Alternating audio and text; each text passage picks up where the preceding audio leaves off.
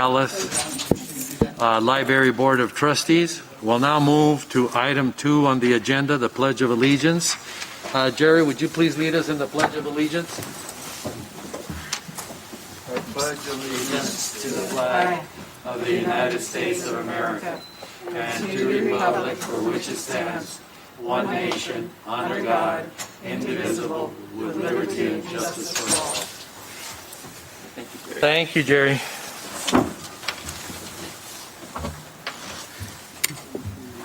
We'll now move on to item 3 on the agenda, the call to the public.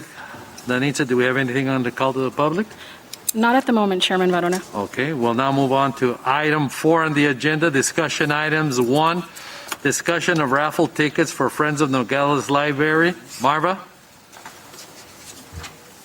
Excuse me, Marva. Let me just say, this meeting is not being streamed live. There was an oversight that we didn't put it on the agenda, how they could connect to our YouTube and here. It will be done from now on, but the meeting is being recorded in case anybody, it's not being streamed, but it is being recorded. Okay. So that the public is aware. If anybody wanted a copy of it, they could get a copy of it. Okay. From now on in January, we will make sure that all our meetings are streamed live. They were last time because Jerry called it to my attention that somebody saw it live and to him, okay? So it's just an oversight. Okay, back to the agenda item. Marva, go ahead. I went ahead and printed up. Is your mic on, Marva? I turned it on. It's green. It's on green? Okay, Green. I did. Unless it's mixed up with his. I went ahead and printed it out because I thought then everyone could read the report, how much money we brought in, how many tickets we sold. I can review that. Would you please? Okay, a total of 100 tickets were taken from the raffle headquarters in Tucson. Each library board member received 5 tickets to sell. All members sold their 5 tickets, and I was very grateful. Congratulations. Marcy sold 15, a few extra, and I sold a few extra. Total number of tickets sold was 90. 10 tickets were returned to the raffle headquarters, 4 of which were destroyed because we couldn't find them. But they said okay, so. Great. The total money collected was $1,862. And then when the drawing takes place, if you're interested in going, it's on December 16th at 4:30. However, you need a reservation in order to go. They only allowed 2 members from each organization to attend because they would have too many people there. And it's at Reed Park Zoo. And it's the night of the Zoo Lights event, which they have every year there. And they do the drawing before that. You can also live stream the drawing on Facebook at Millions for Tucson raffle. Okay. And if anyone wants to go, I have the information to contact, and we'll see if there's spots left, if anybody wants to go. Okay, Marva, thank you. Veronica, do you have any questions? Brian? None. Ed? No question. Jerry? No. Juanita? Nan? No. Okay, let's move on to the next item on the agenda. Discussion of 501c3 status of Friends of the Nogales Library. Mr. Delsey. I submitted the report, but I have not gotten any response from the IRS, and it's a headache, major league headache, and working out the details as properly as they prefer it. But every time that I submit it with the report, I submit it with a letter apologizing to the IRS and indicating that we want to maintain a 501c3 status and proceed from there. And I just follow their directions in the correspondence that they send me. So, Okay. and so far, we're doing okay. All right. Okay. Does that conclude your report, Mr. That concludes me. Thank you, Mr. Delsey. Veronica? Brian? None. Marva? None. Jerry? None. Juanita? No. None. Nan? Oh, I'm sorry. One more. Hold on. Nan, do you have any comments? Go ahead, Nan. You're recognized. Oh, okay. And I just had a question. This seems like the same item has been under discussion or in a fluid state for over a year now. What is the question that they have at this point? The key question is coming from the fact that when I first got all the documentation, the previous fans officers had not submitted report to IRS. So we were in arrears as reporting. And I've just apologized and continued to submit all of our information as accurately as I had available to me. And then that was it. But I think that may have caused the problem from the beginning. And IRS is looking at the 501c3 status for the organization as a result of that initial action by the previous folks. Do they give any indication of when they're going to make a determination? IRS never gives any information along that line. You either dot all of the I's and cross all of the T's, or they'll send a letter to you saying you forgot to dot the I's and cross the T's. Okay. Anything else then? No. Have you concluded, Mr. Delsey? Yeah, the only other thing I was going to say is that Friends will be meeting after this meeting. Okay, thank you. We'll now move on to item 3, discussion and possible action to approve minutes of October 13th, 21, and November the 10th, 21 meeting. Myra, you are the secretary, and would you please make your recommendation? On the 10/13, I was not present and I never received a copy in order to make corrections. However, for the 11/10, we have a corrected set of minutes that I would recommend that be approved. Okay, The 10/13 is in our packet, is that correct, Denisa? yes, it's right here. Everything's in order, Danitza, there? Yes. Okay. So would Denisa need to recommend approval on that, on the Yes. 10/13? Yes. Okay. Would you please? So, do you recommend that these Yes. two sets? So then I'll go ahead and, based on the recommendation of our secretary, Myra Twace, that we accept the minutes of October the 13th, 21, and November the 10th, 21, as presented and recommended by our secretary. I Is there a second the motion? motion. There's a motion by Mr. Delsey. Is there a second to that motion? Second. Second by Mr. Smith. Discussion? Are there any objections to the motion? Then the motion carries unanimously. We'll now move on to item 4, main library hours. Mr. Vandervoort. Thank you. In the past month it came, well, I went down to the library at 4:15 one afternoon and found the library was closed. And the posted hours were Monday through Friday, 10 a.m. to 4 p.m., which is 6 hours a day, 5 days a week, 30 hours a week. That caused me great concern because the limited amount of hours obviously impacts the amount of use the public can get out of the library. And then I began to think about how just recently, in the past few months, the library hired an employee dedicated to the establishment of a teen center. And I thought, how in the world can we possibly establish a teen center when the library closes at 4 in the afternoon, never open in the evenings, and is not open on Saturdays? So I wanted to bring this item up for discussion only, an explanation from Denitza, how she arrived at the 30 hours a week, and how she chose the hours per day that the library is open. Have you concluded, Mr. Vanderbilt? I included my introduction. Yes. Okay, you're concluded. Thank you. Now we'll recognize Danitza for her response to the concerns that Mr. Vanderbilt has brought up. Danitza. As the board members do know, that the past year and a half, we still are working under a pandemic and staffing at all 4 libraries. The main library hours are going to be extended in January. They have been on and off because we do have staff members that have been out at the other libraries, and we try to accommodate all 4 so we do not close any of the libraries. I am working on obtaining quantitative info for Saturday hours. The hours that we have right now, they go back and forth, and they are approved by city management in order to provide the best services that we are able to provide at the moment. And as was in my report also, staff is doing the best they are able to. The public is not staying at the library. Public is not lingering at the moment. And this is what we are offering to the best that we can. And we are working Starting in January, we will be open from 9:30 to 6, Monday through Thursday, and 10 to 5 on Friday. Does that conclude your Yes. response? Now I'm going to go back to Mr. Vanderbilt. Okay, so, thank you. So to make sure I heard that right, you're going to open up from 9:30 in January. You're going to open up from 9:30 until 6? Is that what I heard correctly? Correct. Monday through Friday? Monday through Thursday, 9:30 to 6, Friday, 10 to 5. Friday, 10 to 5. And Saturdays? No Saturdays at the moment. That is something I'm looking at, and I have to take it back to administration. Okay, why were your hours limited to 30 hours a week? Why didn't you not open up for a minimum of 40 hours a week?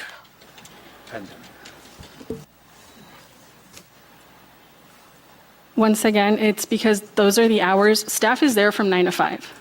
We do have time to, staff also needs time to clean the books, to organize themselves. And once again, I need to make sure that all the libraries are staffed. So it might seem like a little less, but we are offering all the services possible. And the hours were actually they've been changing, more or less. I know some hours were sometimes 10 to 2 a few months ago, but they have been 10 to 5 for the past 2 months, except for the 2 weeks that we were closed in October. For the roofing. For the roofing? For the You're finished? Yes. Okay, we're going to start, before I open it up to the rest of the board, we'll give Mr. Vanderbilt your final round to make a comment. Thank you. Okay, so in January, do you have will it be right after the new year or sometime later in January? Beginning January 3rd. Okay. All right, given that information, I'm a little bit more assured. Thank you. I hope, and so the topic that is not confirmed yet is a Saturday hours. That is correct. And for Saturday, in order for Saturday to be included, that has to go back to like pre-pandemic when it was a different schedule. People were coming in. So I need to demonstrate that to city management that we have people coming into the library, that we will be having people on Saturdays in order for that to happen. Well, it's kind of what came first, the horse or the cart, right? I mean, you have to be open for people to come in. You have to want people to come in order to confirm the hours. So somebody who came first, the chicken or the egg. We've talked about for months, for years, we've talked about expanding library services, doing more, and then these restriction of hours obviously put a restraint on that. So I'm very happy to know that you're going to open up again in January for extended hour or more hours.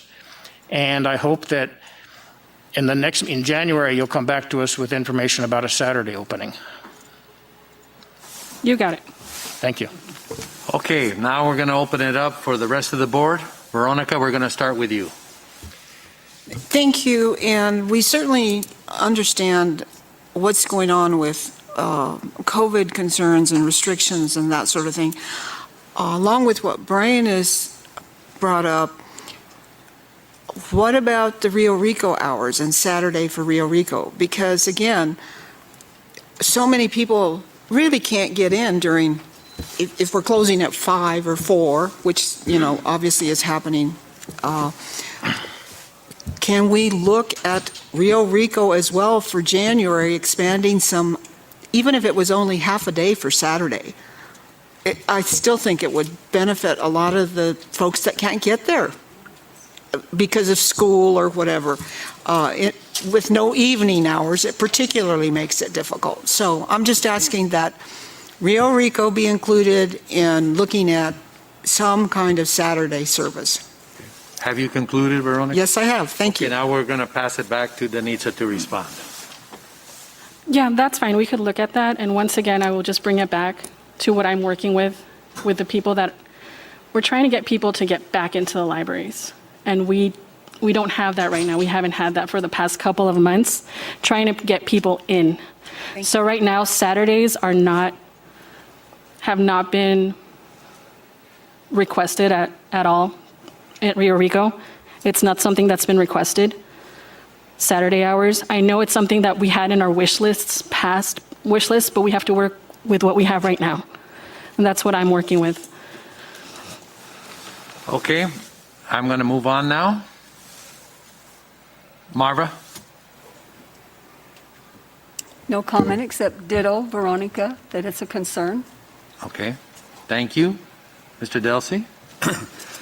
Yes, we need to recall also that the city administration has imposed much because of the pandemic as far as the hours of all of their facilities, including the library. So I can understand Denitza's challenge to keep the hours open to the best of their ability and the limitations that she has with staff.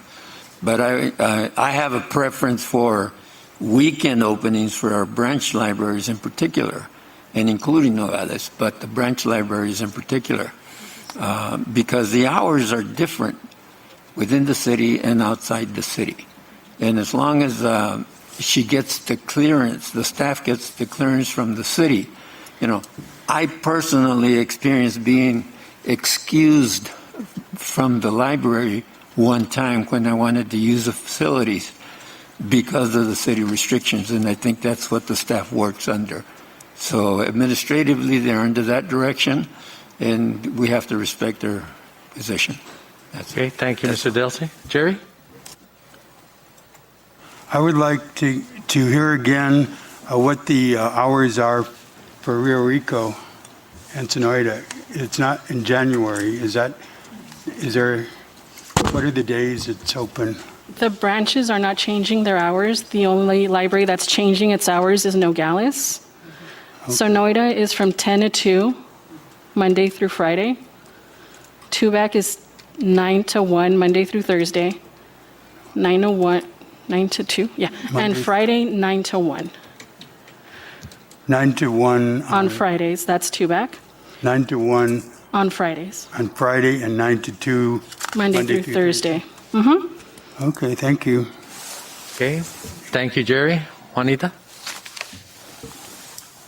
I appreciate Brian's concern, and I also appreciate what Denisa has to operate under as far as the hours are concerned. I think in the survey, certainly the survey in Sonoita showed that people are looking forward to expanded hours, and I understand that, with staff and funding, that is still not a possibility, but it's something I know that's considered, and I look forward to that. Thank you. Okay, thank you. Nan? Yes, I have two things. One is a question. Denitza, when was the last time that the library, any of the branches or the main library was open on a Saturday? Over 2 years ago. Right, okay. And the second part of my thought is I went back, I was doing some research on extended hours for libraries, and a strategic plan was done back in the early 2000s. And one of the things on that wish list was to have Saturday hours. So putting the pandemic aside for a moment, that's a very long time span from the early 2000s to now that Saturday hours or extended hours have not been implemented in all of the libraries.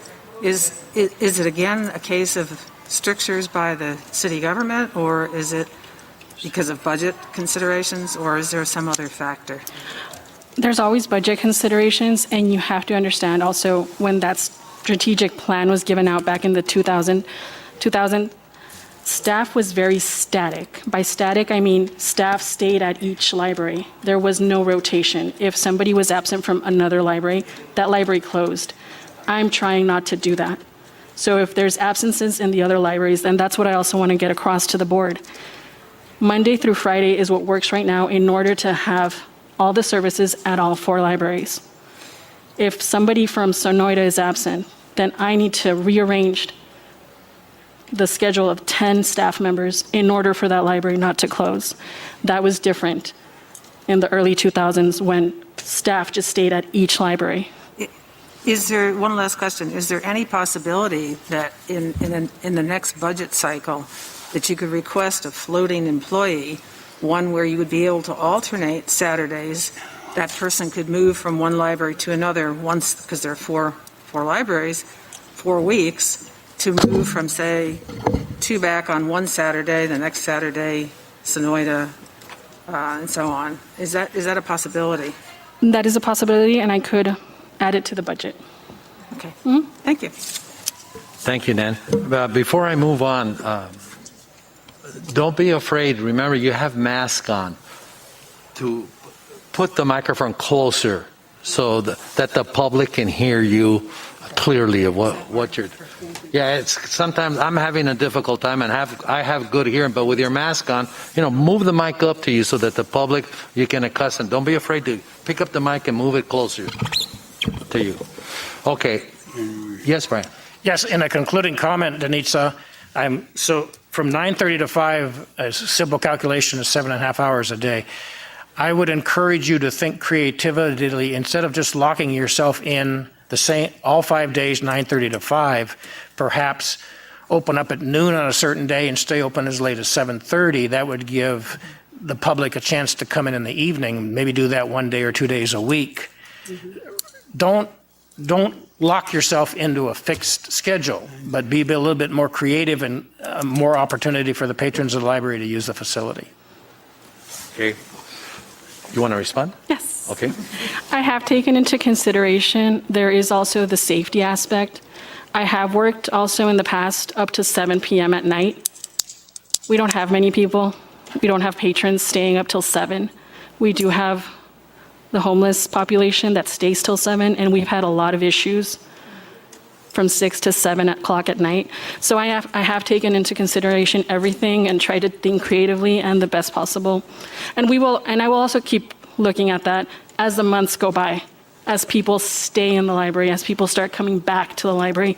I have taken, and I will take everything into consideration. I just do have to take the safety of my staff into consideration as well. Brian had an opportunity to make concluding remarks. So in fairness to everybody, I have to start again from the beginning to make sure that everybody, in case you have a concluding remark. Veronica. I hope you can hear me. Yes, now it's a lot better. Okay, excellent. Thank you for the suggestion. I was having a hard time as well. Yeah, I am really interested in hearing what the safety issues are because, again, going with what Brian is saying, there's a lot of opportunity for creativity in resolving any issue that comes up. So what have we faced? I'm not clear at all about anything that's gone on. On that one, Veronica, now we're extending the item on the agenda. Under future agenda items, if you want to ask for safety concerns, so we can talk about that. Right now, we're just talking about the hours, and I don't want to move off of that subject. And I'm only interested in how it is impacting limiting our hours. Okay. But in order, I would prefer that you put that listed as a future agenda item. That's and fine. We can talk about it. That's fine. Thank you. Anything else, Veronica? No, thank you. Marva? Ed? No. Jerry? No. Juanita? Future item. Nan? No, I'm fine. Okay. Number 5, Sonoyta Library Extension Update. Danitza? County Manager Jennifer St. John has informed me that the architect is still working on preliminary drawings for the expansion, and there are some options in the new drafts, and she will talk more about this at the January 12th meeting. The county manager has confirmed that she will be here for our January 12th meeting. And this item of the Sonoyta Library will be back on the agenda for the January 12th meeting. Veronica, do you have anything on the report? Brian? No. Marva? No. Ed? No. Jerry? No. Juanita? I look forward to Jennifer St. John's report coming up. in Thank you. January. Nan? Yes. Thank you. Okay, we'll now move on to item 6, the library district presentation update. Danitza. County Manager Jennifer St. John will update you on January 12th. There are, I did add per Brian's requests, a few of the statutes from the ARS statutes that you could look at, and that's all I have. The other thing that the county manager indicated to me, because we have talked privately ourselves, Would you close this door right here, Denise? And then, Denise, would you make sure that the back door is open there? She has indicated to me that this is an item that needs to be surfaced by the Board of Supervisors, and the last time that they did this, the city of Nogales was against participation in the library district. So she wants to make sure that there's some movement before they put in, and we put in a lot of effort toward this subject matter. But she will fill you in on that when she's here. Okay, Veronica, anything? Brian? Yes, thank you. Yesterday, Monday, I guess, I suggested to Denisa that she include the Arizona Revised Statute references to county library districts, which she did at the end of our packet. And I would encourage everybody to read those, research those between now and the next meeting, so when we come in January, we're familiar with them. That would educate ourselves and illuminate the issue a little bit more for all of us. Another question I have is to Dr. Verona. So the last time this subject was brought up between the county and the city was not in favor. What's the historical perspective? When was that? How many years ago was that? I don't know the exact historical perspective, but the reason was that if the district passed, the city would be eliminated from any control over the library district, and it would be handled completely, budget, personnel, with the county. And the county and the city do not seem to flex and move with each other parallel. So that issue might come up again. That's true. If I may, it might. That's very true, possibly. So then it would be a matter of, well, particularly the matter of we board members working with both entities, the city and the county, to educate the city and to show our support to the county for this issue. That's absolutely correct. So we need to talk about the three entities, the city, the county, and this board being separate. There would be a lot more responsibility by all the members on this sitting at this morning. We'd all have to be much more active and much more supportive and encouraging to both parties, the city and the county. Coupled also with making public presentations at the city council, the board of supervisors, and any clubs that you are a member of, school districts, going to the school districts to ask for their support, passing resolutions to say that they support it. You know, Brian is right. We're not just going to say we support it. We're going to have to go out and be the marketeers for this project, okay? Anything else, Brian? Not at this moment. Marva? Ed? The only thing I can say is that approximately 8 years ago, we went through the same exchange. And more than anything else, I think at that time it was the personality of two individuals, the city manager and the county manager. And it kind of polluted the discussion. Anytime that we tried to get on the agenda to be able to present it, did not get the support from the city in particular. The county was marginal. County administration was marginal at that time. And it just killed the effort to be able to get it on the ballot. So it's going to be a challenge, and I agree with you. We have to do a broad marketing effort in order to be able to get the entire community to support the effort. Yeah. Okay. So I support the effort of a district. Yeah. Okay. Thank you, Mr. Delcy. Jerry? No comment. Juanita? No comment. Nan? No, not at this time. Okay, then we're going to move on to item 5, board reports. Current event summaries must be brief, and there cannot be any proposal, discussion, deliberation, or legal action taken. Veronica.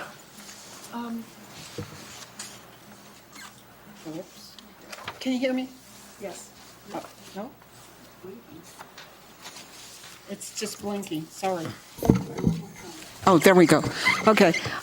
Just a quick question. You did have a summary about some outreach that was done at one of the career, was it a career, I'm sorry. I had two sets Yeah. of minutes. At any rate, where you were able to get quite a few new library patrons through issuing out new library cards and that sort of thing. But the main purpose was to get some input from the teens as to what they wanted to see happen with the teen center. And all I got from the report that I read was that different opinions were given. It's perhaps next meeting we could have a little bit of detail about what some of the things were that the students were interested in. Please. That would be an item, Veronica, for you to Correct. bring up under Correct. future agenda items, and we'll list it for the next meeting. Anything else, Veronica? Brian? Nothing at this time. Thank you. Marva? No, thank you. Thank you. Ed? I just want to report that Friends hosted a book distribution table at the Nogales City Christmas events on Caron Park. We were there from 2 to 4, and thanks to the help of Marva, Jerry, and Annalisa Doan, we were able to circulate, but not as great as it was at the county fair, but it was a good start to be present, and we're hoping to do the same thing during Ronnie Capen's book signing here at the main library, have a table for book distribution. Okay. Thank you, Ed. Jerry? No comment. Juanita? No comment. Nan? No. Thank you. We'll now go down to item 6 on the agenda, the library director's report. Item 1, staff libraries during pandemic. Danitza? I just want to acknowledge all staff at all the libraries. They have been resilient the past year and a half, and from even being overextended to outreach to virtual programs to programs that are going to continue even after the pandemic is over, staff has just been beyond amazing. Okay. Item 2, STEM award. Danitza Ortega?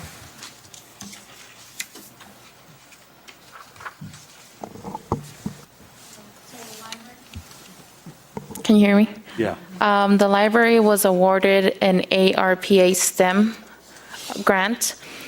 This grant is designed to address community needs for the STEM learning technology skills development. The library was awarded more than $5,000 in STEM kits to help the library expand its STEM programs to the children. So there's going to be new programs coming up in January. Okay. Thank you, Denise. I'm going to go through one round with the board. If you have any questions or comments on the library director's report, including Danitza or Denise. And we're going to start with Nan. Well, congratulations on that grant. I think it's a really worthwhile endeavor. Now, they mark it as STEAM, S-T-E-A-M, which I know what it stands for, which is a little bit different than STEM. Is that how? Oh, Thank you. That's all. Okay, thank you. Juanita? Yes, good work. Thank you very much. Juanita, would you repeat that because you were, make sure the green light is on. Yes, I just wanted to congratulate Denise on her good work getting this grant. Okay, thank you, Juanita. Jerry? can you tell us a little bit about how the $5,000 will be spent? Denise? So they're not going to give us the money. What they're going to do is they are going to distribute the kits to us. So it varies. So we're going to go ahead and distribute them to the other branches as well so they can participate. We have some travel telescopes that we're going to get provided, some microscope kits, dash robots, charging lockers. So it varies. The $5,000 varies on the kits that they're going to send us. Oh, great. Wow. Okay, anything else, Jerry? No. Thank you. Ed? No, I'm fine. Thank you. Congratulations. Marva? My questions have been answered. Thank you. Thank you. Brian? One question to Denitza. What is the status of the teen center? STEM. It is being worked on, and you will have a report on that next month. Brian, you didn't seem persuaded with the response. Is there a follow-up that you would like to add? Well, it's there's no other information, obviously, but it's disappointing that it's been so long and so delayed. Hold on. Denise has an update. So I've been working with Luis. He's the one that's going to be in charge of the teen center. He's been talking to teens, and they're going to start in January a financial program with teens. So out of the survey that we got at the high schools, they're interested in financial statuses, how to do taxes, and how to manage their money. So Luis is currently working on a plan to start a program up in January. Okay. Thank you. Thank you. Veronica. No, thank you. That's the kind of information that I was looking for as well. Thank you. Okay, thank you. We're now going to move on to future agenda items that you would like. Veronica? That just segues right into it. That survey that Luis was able to, I guess, receive or to create after meeting with the students, that's I would like to hear more about, because obviously the details are really important, such as you just shared. So I'd like to see more information as to what the students told you they would like to see at the teen center. That's number one. And then continuing with expanded hours, I really am definitely interested in what some of the concerns are in terms of safety for the employees if we have expanded hours, so that we can address it and that we make sure everyone is safe while still pursuing longer hours at the branches. Thank you. Thank you. Brian? Thank you. And the same points that Veronica had right now, if you could bring us a report on the teen center and then a large, wide-ranging report during the January meeting. And then as far as the security around the library, I don't know if we need to bring in a member of law enforcement, but this is a serious issue that the board needs to know a whole lot about. So perhaps that could be on a January agenda, or if the January agenda is too full, at February at the latest. Okay. Law enforcement. Okay. Thank you. Marva? And in that report for the teen center, I'd like you to say something about what hours you're going to use, because for a teen center, I think it needs to be either evening or Saturday, because they're in school, right? These masks make me crazy. So something about what you plan for the hours. Okay. Thank you. Ed? There's no response. All I can say is I light religious candles and say a prayer that the reports that I submit and information that I gather satisfies IRS to get our nonprofit status going and continue to be a successful Friends organization. Okay. Thank you, Ed. Jerry? No. Juanita? No. Nan? Yes, I have a couple of things. Back in October 2013, Juanita wrote a great article for the Nogales International about the library's 90th anniversary. Well, in 2023, it's going to be the 100th anniversary. So I don't think it's too, even though that's a year away, if we are going to do something to celebrate the 100th anniversary, it might be good to start thinking of some ideas and have a discussion of possible ideas on ways to put the library front and center in the public's mind. I have quite a number of ideas myself, and I'd like to have a discussion of that if we could put it on the agenda as a discussion item. The other thing is that part and parcel of that, I wonder if it's possible to, at some point in the future when the COVID situation lightens up a bit, if we could set up a community leaders tour of the library or discussion session about how community leaders could help us. And that could play into the anniversary. We could use that as an entree to that, as an idea. And third item, I think our agenda is pretty full for January, but maybe in February we could take Denise's list, her wish list, and maybe help you, if you want that, to prioritize that list and set some timelines for the things that you have on your wish list to accomplish them. Okay, that's it. We'll look at that for February, okay? Okay, Veronica, did you have your hand up? Okay. All right, we got that for the future agenda items. I will have Danitza call the Chief Bermudez and talk this situation about the security around the main library and see what he can come back and see if we can schedule him to make a presentation to the board in January. Would you please, Danitza, do that? Okay. Item 8, the date of our next meeting is January the 12th at 10:30 here. I'll entertain a motion to adjourn the meeting. So move. Motion by Mr. Delsey, second by Marva to Second. adjourn the meeting at 11:12. All those in favor, say aye. Aye. The meeting is adjourned. Thank you, Judy. I have a Okay, we're all question.